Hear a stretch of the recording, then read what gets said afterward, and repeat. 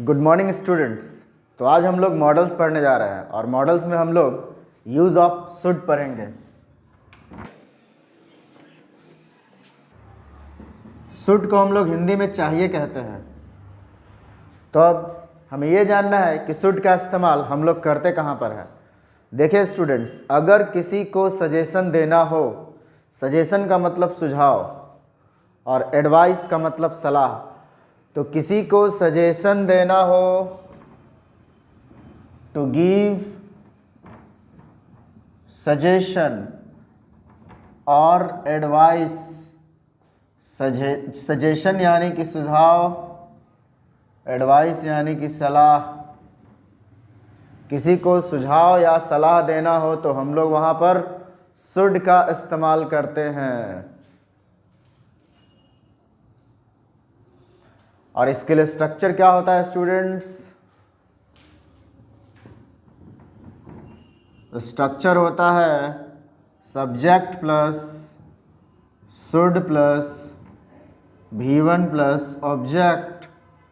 किसी को कुछ करने के लिए सजेशन देना हो, जैसे तुम्हें प्रतिदिन पढ़ना चाहिए, you should read every day. बच्चों को रोज खेलना चाहिए, children should play every day. आपको सुबह में टहलना चाहिए, you should walk in the morning. तो जब हम किसी को सजेशन दें या सुझाव दें तो वहाँ पर किसका इस्तेमाल करते हैं स्टूडेंट्स? शुड का।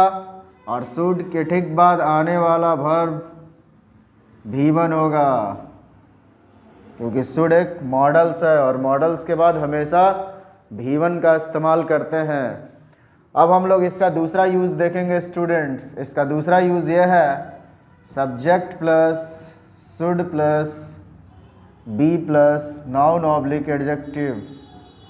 अगर सेंटेंस में मेन वर्ब ना आए और सेंटेंस में होना या बनना या रहना आए, जैसे अगर मैं किसी को बोलूँ कि आपको ईमानदार बनना चाहिए, तो मैं उसे बोलूँगा यू शुड बी ऑनेस्ट। और अगर मैं किसी को सलाह दूं कि आपको एक नेता बनना चाहिए, you should be a leader.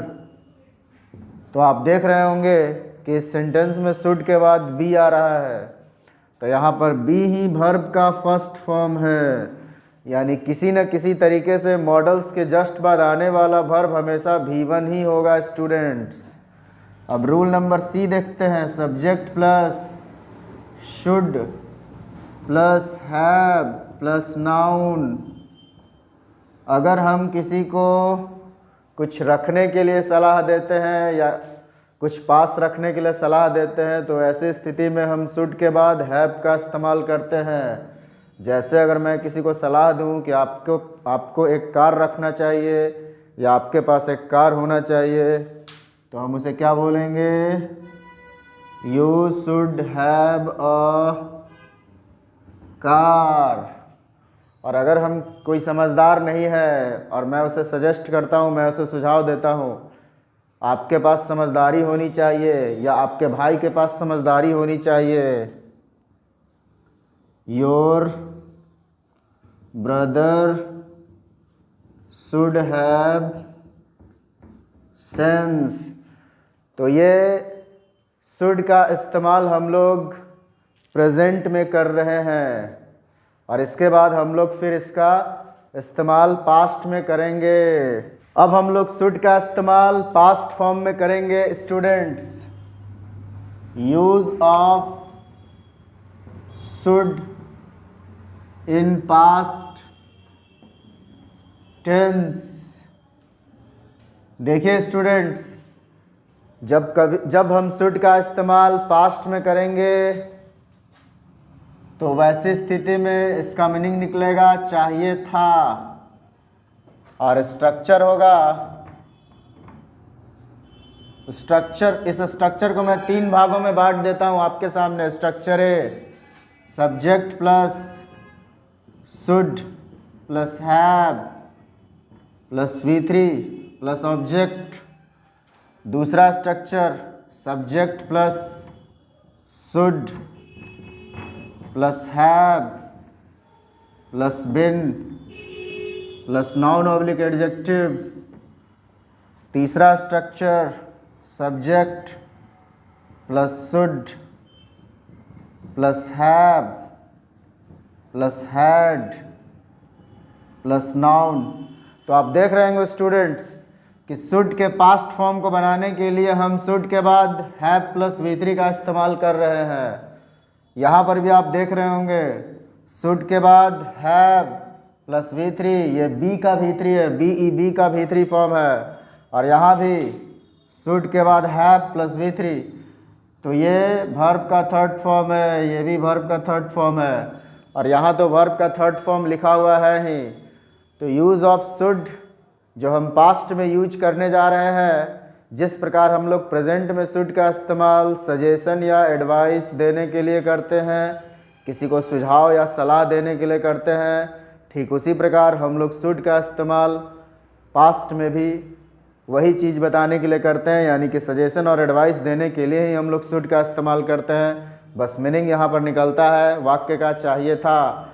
जैसे तुम्हें वहाँ जाना चाहिए था, you should have gone there,